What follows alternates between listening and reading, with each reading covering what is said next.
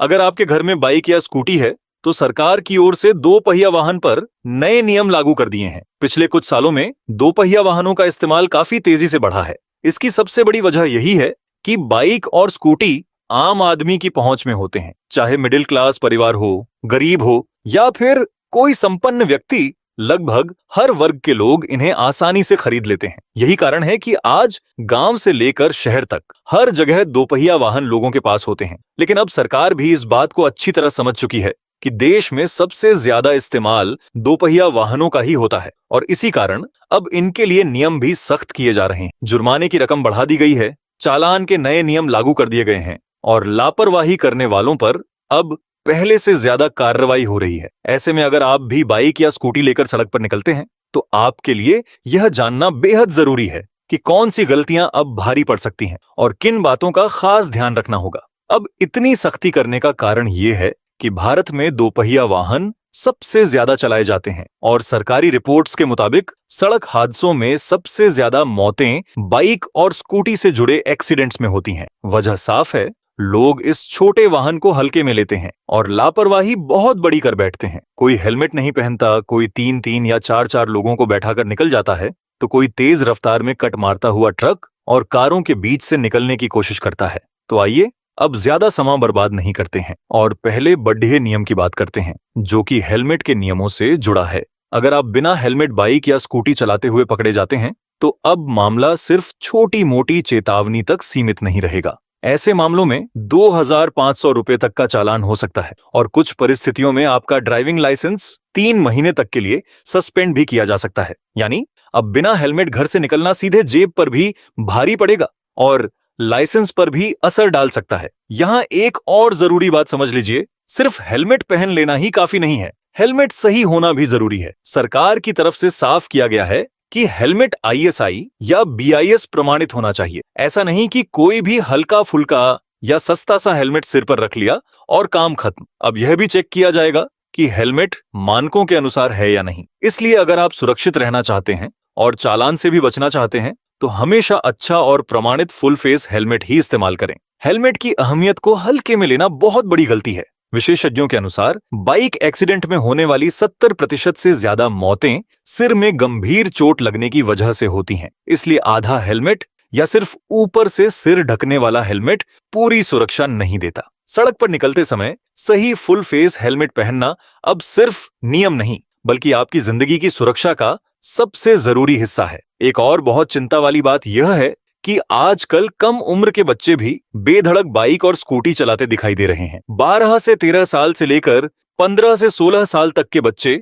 सड़कों पर ऐसे वाहन दौड़ाते नजर आ जाते हैं जैसे किसी रेसिंग ट्रैक पर हों। ये न सिर्फ अपनी जान को खतरे में डालते हैं बल्कि दूसरों के लिए भी बड़ा जोखिम बन जाते हैं। जिस उम्र में बच्चों को अभी ट्रैफिक नियमों की सही समझ तक नहीं होती, उस उम्र में उन्हें बाइक या स्कूटी देना बेहद खतरनाक हो सकता है। इसलिए माता पिता को खास सावधानी बरतनी चाहिए और नाबालिग बच्चों को किसी भी हालत में दोपहिया वाहन नहीं देना चाहिए। अब आते हैं दूसरे बड़े नियम पर और वो है बिना लाइसेंस वाहन चलाना। आज भी बहुत से लोग ऐसे हैं जो बिना ड्राइविंग लाइसेंस के बाइक या स्कूटी लेकर निकल पड़ते हैं। कई लोगों की सोच होती है कि हमें तो बस थोड़ी दूर जाना है, बड़े चौराहे तक नहीं जाना, अंदर की गलियों से निकल जाएंगे। लेकिन असली सवाल यह है कि अगर गाड़ी चलाने की सही ट्रेनिंग और समझ ही नहीं है तो हादसा कहीं भी हो सकता है, चाहे बड़ी सड़क हो या छोटी गली। अगर नियंत्रण नहीं है तो नुकसान तय है। फर्क सिर्फ इतना होगा कि चोट कम लगेगी या ज्यादा, लेकिन खतरा दोनों जगह बना रहेगा।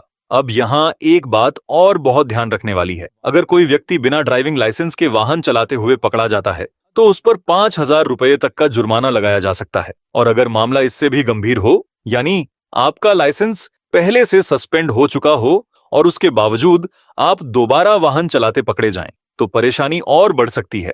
ऐसे मामलों में जुर्माना और ज्यादा हो सकता है, कानूनी कार्रवाई भी हो सकती है और जरूरत पड़ने पर वाहन तक जब्त किया जा सकता है। अब आइए बात करते हैं तीसरे बड़े नियम की, जो है ओवर स्पीडिंग को लेकर। अगर आप उन लोगों में से हैं जिन्हें तेज रफ्तार में बाइक चलाने की आदत है तो अब सावधान हो जाइए। मान लीजिए आपको ऑफिस के लिए देर हो गई या कहीं जल्दी पहुंचना है और आपने सामान्य 50 से 60 की स्पीड छोड़कर बाइक 100 या 110 की रफ्तार पर दौड़ा दी, तो समझ लीजिए कि ऐसी जल्दबाजी आपको महंगी पड़ सकती है, क्योंकि तय सीमा से ज्यादा स्पीड में वाहन चलाते पकड़े जाने पर 2000 रुपए तक का चालान लगाया जा सकता है। यह नियम किसी एक राज्य के लिए नहीं बल्कि पूरे देश में लागू है, यानी चाहे आप किसी भी राज्य में रहते हो, दोपहिया वाहन के लिए स्पीड लिमिट का पालन करना जरूरी है। शहरों के अंदर बाइक या स्कूटी की रफ्तार सामान्य तौर पर 40 से 50 किलोमीटर प्रति घंटा के आसपास रखनी चाहिए, जबकि हाईवे पर दोपहिया वाहन 80 किलोमीटर प्रति घंटा से ऊपर नहीं चलाया जा सकता।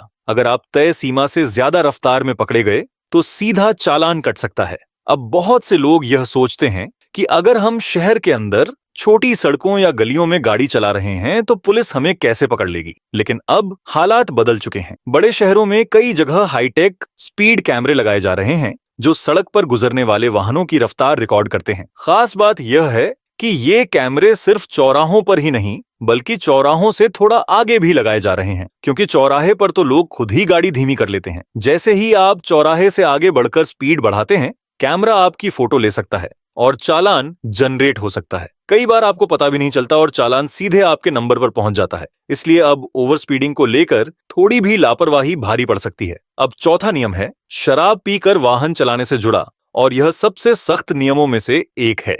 अगर कोई व्यक्ति शराब पीकर बाइक या स्कूटी चलाते हुए पकड़ा जाता है तो उस पर 10,000 रुपए तक का जुर्माना लगाया जा सकता है। इसके अलावा जेल की सजा भी हो सकती है और ड्राइविंग लाइसेंस सस्पेंड होने की कार्रवाई भी की जा सकती है। यानी ड्रंक एंड ड्राइव का मामला अब सिर्फ चालान तक सीमित नहीं है बल्कि सीधे कानूनी परेशानी तक पहुंच सकता है।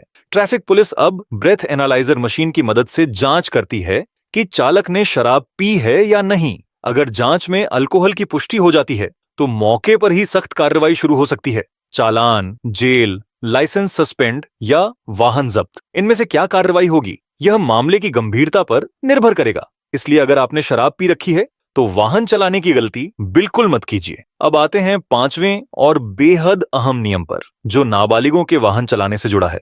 अगर 18 साल से कम उम्र का बच्चा बाइक या स्कूटी चलाते हुए पकड़ा जाता है तो सिर्फ बच्चा ही नहीं, उसके माता पिता भी जिम्मेदार माने जाएंगे। यानी अगर आप अपने नाबालिग बच्चे को स्कूल जाने, बाजार से सामान लाने या सिर्फ सीखने के नाम पर बाइक दे रहे हैं तो यह बहुत बड़ा जोखिम है। ऐसा करके आप सिर्फ उसके भविष्य को खतरे में नहीं डाल रहे बल्कि खुद भी कानूनी मुसीबत में पड़ सकते हैं। ऐसे मामलों में सरकार ने काफी सख्त प्रावधान रखे हैं। अगर नाबालिग वाहन चलाते पकड़ा गया तो उसके खिलाफ रिकॉर्ड बन सकता है और आगे चलकर उसके लाइसेंस बनने में बड़ी दिक्कत आ सकती है। इसके साथ ही माता पिता पर 25,000 रुपए तक का जुर्माना लगाया जा सकता है। कुछ मामलों में 1 साल तक की सजा का प्रावधान भी बताया जाता है और वाहन जब्त करने या संबंधित जिम्मेदार व्यक्ति के लाइसेंस पर कार्रवाई जैसी स्थिति भी बन सकती है। सरकार की सख्ती का मकसद साफ है, माता पिता अपने बच्चों को ट्रैफिक नियमों के प्रति गंभीर बनाएं और उन्हें कम उम्र में वाहन चलाने से रोकें। इसके अलावा दोपहिया वाहनों को लेकर एक और जरूरी अपडेट सामने आ रही है, खासकर उन बाइकों के लिए जिन पर पीछे महिलाएं बैठती हैं। कई बार ऐसा देखा गया है कि दुपट्टा या साड़ी का पल्लू पीछे के टायर में फंसने का खतरा बना रहता है, जिससे गंभीर हादसा हो सकता है। इसी को ध्यान में रखते हुए अब यह बात जोर देकर कही जा रही है कि बाइक के पीछे वाले हिस्से में सुरक्षा कवर होना चाहिए ताकि कपड़ा टायर में फंसने की संभावना कम हो और ऐसी दुर्घटनाओं से बचा जा सके। अगर आपके घर, परिवार, दोस्तों या रिश्तेदारों में कोई भी बाइक या स्कूटी चलाता है तो यह जानकारी उसके साथ जरूर साझा कीजिए ताकि बाद में अनजाने में कोई ऐसी गलती ना हो जाए जो भारी पड़ जाए। बाकी जो भी जरूरी बातें थीं, मैंने आपको विस्तार से समझाने की कोशिश की है। वीडियो में कुछ काम की जानकारी लगी तो वीडियो को लाइक तथा चैनल को सब्सक्राइब जरूर करें। धन्यवाद।